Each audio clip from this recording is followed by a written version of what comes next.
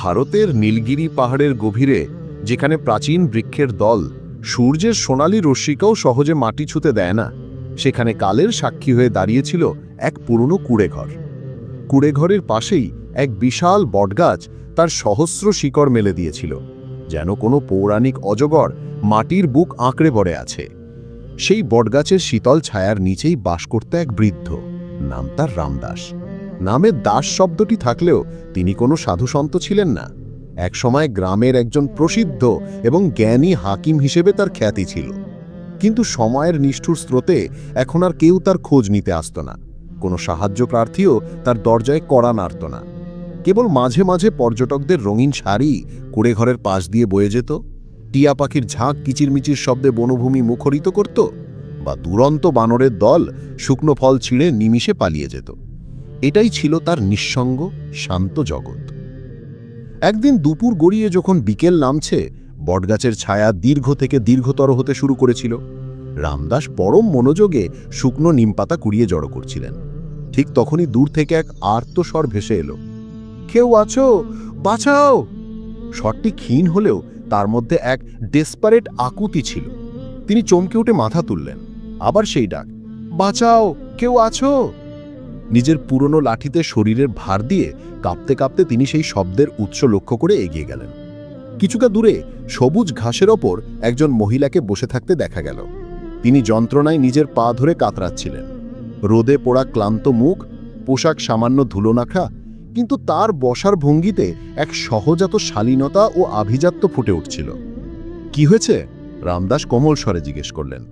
মহিলাটি ইতস্তত করে ব্যথায় কুঁচকে যাক্ষা মুখে নিজের পায়ের দিকে ইশারা করলেন। হাঁটতে গিয়ে পা পিছলে পড়ে গেছি, খুব ব্যথা করছে। রামদাস ঝুঁকে তার পা পরীক্ষা করলেন। তার বহু বছরের অভিজ্ঞতা আর জ্ঞান বলছিল যে আঘাত গুরুতর নয়। তিনি মৃদু হেসে বললেন, ভয়ের কিছু নেই, কোনো হাড় ভাঙেনি বা মচকায়নি, শুধু দীর্ঘ পথ হাঁটার কারণেই ক্লান্তি এসেছে। মহিলাটি লজ্জিত হয়ে মাথা নিচু করলেন। ক্ষমা চাইছি, আসলে এই নির্জন জঙ্গলে আমি একা। আপনাকে দেখে একজন ভালো মানুষ মনে হলো, তাই ভরসা করে ডাকলাম, নইলে। রামদাস তার কথায় বাধা না দিয়ে বললেন, এটা জঙ্গল, এখানে মানুষের চেয়ে হিংস্র জানোয়ারের আনাগোনাই বেশি। তুমি এই গহীন অরণ্যে একাকী কিভাবে পৌঁছেলে? মহিলাটি তার প্রশ্নের উত্তরে নীরব রইলেন। রামদাস ইশারা করে বললেন, চলো, আমার কুঁড়েঘর ওঠান থেকে বেশি দূরে নয়, ওখানে গিয়ে একটু জিরিও নিও, জল পাবে। দুজনে ধীরে ধীরে কুঁড়েঘরের দিকে হাঁটতে লাগলো। রামদাস অবাক হয়ে লক্ষ্য করলেন, মহিলার হাঁটার ভঙ্গিতে ক্লান্তি থাকলেও এক অদ্ভুত প্রশান্তি ও স্থিরতা রয়েছে। তিনি জিজ্ঞেস করলেন, তোমাকে দেখে তো মনে হচ্ছে না তুমি ভয় পেয়েছ। এই ভয়ঙ্কর জঙ্গলে তোমার একটুও ভয় করে না? মহিলাটি শান্তভাবে উত্তর দিলেন, এখন আর কোনো কিছুতেই ভয় লাগে না। রামদাস আর কিছু বললেন না, কিন্তু তার মনে এক গভীর কৌতূহল জন্মালো। কুঁড়েঘরের কাছে পৌঁছে তিনি মাটির শীতল কলসি থেকে জল দিলেন। জল পান করার পর মহিলাটি জিজ্ঞেস করলেন, আপনি এখানে একেবারেই একা থাকেন? রামদাস এক দীর্ঘশ্বাস গেলে বললেন, হ্যাঁ, এখন অভ্যেস হয়ে গেছে। একাকিত্ব যখন পুরনো বন্ধুর মতো হয়ে যায়, তখন বাইরের কোলাহলের চেয়ে এই নীরবতাই বেশি শান্তি দেয়। মহিলাটি এক রহস্যময় হাসি হেসে বললেন, আর যদি কেউ সেই শান্তিতে প্রবেশ করে? রামদাস যেন প্রশ্নটি শুনতেই পাননি, এমনভাবে এড়িয়ে গেলেন। সন্ধ্যা দ্রুত ঘনিয়ে আসছিল। বনের ভেতর অন্ধকার যেন আরও জমাট বাঁধছিল। রামদাস বললেন, এখন ফিরতে চাইলে রাস্তা খুঁজে পাওয়া কঠিন হবে, রাতটা এখানেই কাটিয়ে দাও। মহিলাটি কোনো দ্বিধা না করে মাথা নেড়ে সম্মতি জানালেন। আমি বটগাছের নিচেই শুয়ে পড়ব, এখানকার হাওয়া আমার ভালো লাগে। রামদাসও নিজের মাদুর পেতে দিয়ে বললেন, ঠিক আছে, আমি বাইরেই থাকছি, তুমি চাইলে কুঁড়েঘরের ভেতরে নিশ্চিন্তে ঘুমাতে পারো। মহিলাটি সেখানেই বাইরে শুয়ে পড়লেন। রাত গভীর হলো। ঝিঝি পোকার একটানা ডাক আর পাতার সরসর শব্দ ছাড়া আর কোনো আওয়াজ ছিল না। কিছুক্ষণের মধ্যেই রামদাসের চোখে ঘুম নেমে এলো, কিন্তু মহিলাটি ঘুমাননি। তিনি স্থির হয়ে বসে রামদাসের ঘুমন্ত মুখের দিকে তাকিয়েছিলেন। তার চোখে কোনো ভয় বা উদ্বেগ ছিল না, বরং এক গভীর স্থিরতা, যেন তিনি বহু যুগ ধরে এই মুহূর্তটির জন্যই অপেক্ষা করছিলেন। তিনি মনে মনে বললেন, এখানে পৌঁছতে অনেকগুলো বছর লেগে গেল। এই রামদাস কি এখন আমাকে চিনতে পারবে? বটগাছের বিশাল শিকড়গুলো রাতের শিশিরে ভিজে উঠেছিল। চাঁদের মায়াবী আলোয় চারপাশটা জেগেছিল এক অপার্থিব সৌন্দর্যে। কিন্তু সেই মাদুরে শুয়ে থাকা বৃদ্ধ রামদাস তখন অন্য এক জগতে হারিয়ে গেছিলেন। হয়তো স্বপ্নে তিনি তার ফেলে আসা দিন, সেই হারিয়ে যাওয়া প্রিয় কণ্ঠস্বরই শুনতে পাচ্ছিলেন। কয়েক পা দূরে সেই মহিলা সরিতা তখনও বোর্ডগাছের ছায়ায় বসে তার প্রতিটি শ্বাসের ছন্দ মনোযোগ দিয়ে শুনছিল। ওনার মুখটা ঠিক তেমনই আছে যেমনটা আমার স্মৃতিতে আঁকা ছিল, কিন্তু উনি আমাকে চিনবেন কি করে? এতগুলো বছর যে কেটে গেছে। ওর আঙুলগুলো তার অজান্তেই মাটিতে ধীরে ধীরে কিছু লিখছিল, কোনো নাম, কোনো এক অসম্পূর্ণ পরিচয়। তখনই রামদাস পাশ ফেললেন আর তার ঘুম ভেঙে গেল। এখনো রাত শেষ হয়নি। এই বয়সে এত ঠান্ডায় আর ঘুম আসতে চায় না। তার চোখ পড়ল সরিতার ওপর, যে এখনো চুপচাপ বসেছিল। এখনো ঘুমাওনি? সরিতা একটুও চমকালো না, যেন সে এই প্রশ্নটিরই অপেক্ষা করছিল। না, মাঝে মাঝে ঘুমের চেয়ে জেগে থাকতেই বেশি শান্তি অনুভব করি। রামদাস তার কাছে এসে বসলেন। বড়ই অদ্ভুত ব্যাপার, তোমার মতো এক যুবতী মেয়ে এই বিপজ্জনক জঙ্গলে একা, অথচ তোমার চোখে ভয় নেই, উদ্বেগ নেই, কিছুই নেই। তোমাকে কেউ খুঁজতে আসবে না? সরিতা চোখ নামিয়ে নিয়ে বলল, খোঁজার মতো আমার আর কেউ নেই। সে চুপ হয়ে গেল। কিছুক্ষণ পর উঠে কুড়েঘরের পাশে রাখা উনুনে আগুন জ্বালাতে লাগলো।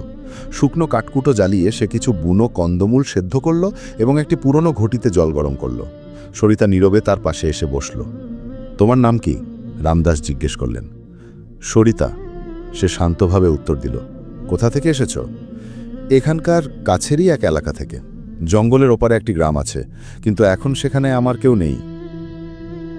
রামদাস লক্ষ্য করলেন সে প্রতিটি প্রশ্নের উত্তর এমনভাবে দিচ্ছে যেন সত্যিটাকেও একটা গল্পের আড়ালে লুকিয়ে রাখতে চাইছে। সকালের প্রথম নরম রশ্মি গাছের ডালে আলতো করে চুমু খাচ্ছিল। সরিতা রামদাসের সাহায্যে উনুনের কাছে বসে সকালের নাস্তা তৈরি করল। জল আনা, শুকনো পাতা জোগাড় করা, বাসন পরিষ্কার করা, তার প্রতিটি কাজে ছিল এক অদ্ভুত মমতার ছোঁয়া। রামদাস তাকে দেখতে থাকলেন। এতগুলো বছরে কেউ তাকে এত আপন করে যত্ন নেয়নি। খাওয়ার পর সরিতা জিজ্ঞেস করল, আপনি কি আর কখনো গ্রামে ফিরে যান না? রামদাসের চোখ মুহূর্তেই ঝাপসা হয়ে এলো। যে জায়গা থেকে একবার মন ভেঙে যায় সেখানে দোবারা পা রাখার সাহস থাকে না। একসময় সেখানে আমার অনেক চেনা মুখ ছিল, এখন হয়তো কেউ আমার নামটাও মনে রাখেনি। সরিতা পাল্টা প্রশ্ন করল, আপনাকে কি কেউ কখনো খোঁজেনি? রামদাস অনেকক্ষণ কিছু না বলে শুধু বটগাছের একটি ডালের দিকে শূন্য দৃষ্টিতে তাকিয়ে রইলেন। যার জন্য আমার ফিরে যাওয়া উচিত ছিল সেই তো একদিন কিছু না বলে চলে গিয়েছিল। তিনি কুড়েঘরের দিকে তাকালেন, যেন কোনো পুরনো স্মৃতির অদৃশ্য ছায়া সেই মাটির দেয়ালে এখনও লেগে আছে। এই কুড়েঘরটা কি আপনি নিজে বানিয়েছিলেন? রামদাস বললেন, হ্যাঁ, অনেক বছর আগে, কারোর সাথে মিল কর। তারপর সঙ্গে সঙ্গে নিজেকে থামিয়ে নিলেন। এখন আর কেউ সাথে নেই। সরিতা কিছু বলতে গিয়েও থেমে গেল। দুপুর গড়িয়ে যাচ্ছিল। সরিতা কুড়েঘরের পেছন দিয়ে একটি পুরনো পথ ধরে জঙ্গলের ভেতরে চলে গেল এবং কিছুক্ষণ পর দুটো পাকা রসালো আম নিয়ে ফিরে এলো। রামদাস অবাক হয়ে জিজ্ঞেস করলেন, এত তাড়াতাড়ি কোথা থেকে আনলে? পেছনেই একটা গাছ আছে, খুব মিষ্টি আম ধরে। রামদাস হাসলেন। একসময় এখানে একজন ঠিক এইভাবেই আম পেড়ে আনত। সে অনেক অনেক আগের কথা। তারপর নিজেকে সামলে নিয়ে বললেন, এখন শুধু স্মৃতিটুকুই অবশিষ্ট রয়ে গেছে। সরিতা রামদাসকে একটি আম দিল এবং নিজেও খেতে লাগলো। একটি আমের খোসায় সে নিজের অজান্তেই নখ দিয়ে কিছু একটা লিখল, তারপর তাড়াতাড়ি মুছে দিল। রামদাসের চোখ খোসার উপর পড়লেও তিনি কিছু বললেন না। সন্ধ্যা নামতেই ঠান্ডা বাতাস বইতে শুরু করল। জঙ্গলে সূর্য যেন বড় তাড়াতাড়ি ডুবে যায়। রামদাস কুড়েঘরের কাছে রাতের জন্য শুকনো কাঠ জোগাড় করতে লাগলেন। সরিতা তার কাছে এসে বলল, আজ রাতে আমি আপনাকে একটা জায়গা দেখাতে চাই, একটা কুড়েঘরের মতো, কিন্তু কাপড় দিয়ে তৈরি, এখান থেকে কিছুটা দূরে, জঙ্গলের আরও গভীরে। আপনি কি আমার সাথে যাবেন? রামদাস কিছুক্ষণ ভাবলেন। কাপড়ের কুড়েঘর জঙ্গলের ভেতরে? কেন? এমনি, যখন থেকে আমি এখানে এসেছি প্রতিদিন সেখানে যাই। ওখানে বসলে কিছু পুরনো স্মৃতি মনে পড়ে। আপনি চলুন না আমার সাথে। রামদাস প্রথমে দ্বিধাবোধ করলেও সরিতার চোখের আকুতি দেখে না করতে পারলেন না। আচ্ছা, খেয়ে নিয়ে তারপর যাব। রাতের খাবার ছিল খুব সাধারণ, সেদ্ধ কন্দমূল, কিছু আম আর মাটির গ্লাসে ঠান্ডা জল। তারপর সরিতা একটি মশাল জ্বালালো এবং দুজনে জঙ্গলের অন্ধকার পথ ধরে হাঁটতে লাগল। জঙ্গলের ঝোপঝাড়ের মধ্য দিয়ে যেতে যেতে রামদাসের শ্বাস দ্রুত হয়ে গেল। ঘুটঘুটে অন্ধকার রাত, ঘন জঙ্গল।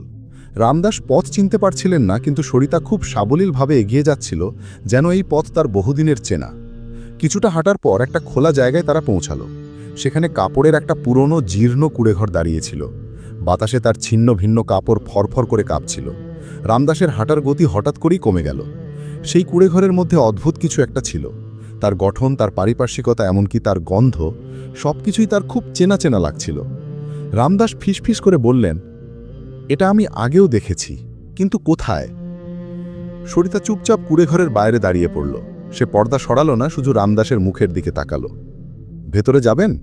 রামদাস এক পা পিছিয়ে গেলেন। না থাক, আমার ভালো লাগছে না, জায়গাটা কেমন যেন ভারী লাগছে। সরিতা আর জোর করল না। ঠিক আছে, চলুন ফিরে যাই। দুজনে নিঃশব্দে সেই বটগাছের কাছে ফিরে এলো। রাত আবার গভীর হতে শুরু করেছিল। এবার সরিতা চুপচাপ মাদুরে শুয়ে পড়ল। রামদাসও শুয়ে পড়লেন, কিন্তু ঘুম দুজনের চোখ থেকেই যোজন যোজন দূরে ছিল। রামদাসের চোখ আধ খোলা ছিল। তিনি সরিতার মুখের দিকে তাকালেন। সেই একই স্থির ভাব, সেই একই রহস্যময় দৃষ্টি। এই মহিলাকে আমার এত চেনা লাগছে কেন? বটগাছের নিচে রাতের গভীর নিস্তব্ধতা ছড়িয়ে পড়েছিল। চাঁদের আলো ম্লান হয়ে আসছিল, আর গাছের দীর্ঘ ছায়াগুলো মাটিতে হামাগুড়ি দেওয়ার মতো দেখাচ্ছিল। বৃদ্ধ রামদাস ক্লান্তিতে পাশ ফিরছিলেন, কিন্তু তার চোখ বন্ধ ছিল না। তিনি প্রতি রাতের মতো আজও জেগেছিলেন। দুজনেই জেগেছিল। একজন ভাবছিল এই রহস্যময়ী মহিলাটি কে, আর একজন ভাবছিল কখন রামদাস নিজেই বলে উঠবেন, তুমি কি সেই? সকালটা তাড়াতাড়ি হয়ে গেল, কিন্তু আজকের পরিবেশটা কেমন যেন ভারী ছিল। সরিতা যখন কুঁড়েঘরের চারপাশ পরিষ্কার করছিল, তখন রামদাস হঠাৎ জিজ্ঞেস করলেন, তোমার নাম সরিতা, তাই না? হ্যাঁ। এর অর্থ জানো? সরিতা ঘুরে দেখল। হ্যাঁ, সরিতা মানে নদী, যার মধ্যে আনন্দ আর জীবন বয়ে চলে। রামদাস মৃদুস্বরে বললেন, একসময় কেউ এই নামেই এত ভালোবেসে ডাকত। সেই কণ্ঠস্বর আজও আমার কানে বাজে। সরিতা কিছুক্ষণ চিপ থেকে বলে উঠল, আপনি কি বলতে চান সে কে ছিল? রামদাসের চোখে জল এসে গেল। অনেক বছর আগে আমার আরেকজন স্ত্রী ছিল, নরম, সুন্দর আর আমার চোখের মণি। আমার পুরো পৃথিবীটা শুধু তাকে ঘিরেই ছিল, কিন্তু সে আমার কথা শোনেনি। এক অচেনা লোকের হাত ধরে চলে গিয়েছিল, একটা কথাও না বলে। আমার কোনটা বেশি খারাপ লেগেছিল, সেই ছেলেটার ধোঁকা নাকি তার চলে যাওয়া? হয়তো আমার ভেঙে যাওয়া বিশ্বাসটাই সবচেয়ে বেশি কষ্ট দিয়েছিল। রামদাসের গলা ধরে এলো, আমি ঘর ছেড়েছি, গ্রাম ছেড়েছি, এই দুনিয়া ছেড়েছি। এখন শুধু এই কুঁড়েঘর আর এই জঙ্গলই আমার সব। সরিতার গলা আটকে গেল। সে জানত যে উনি কার কথা বলছেন, কিন্তু তবুও সে পাথরের মতো চুপ করেছিল। রামদাস আবার জিজ্ঞেস করলেন, তোমার বাবা মা আছেন?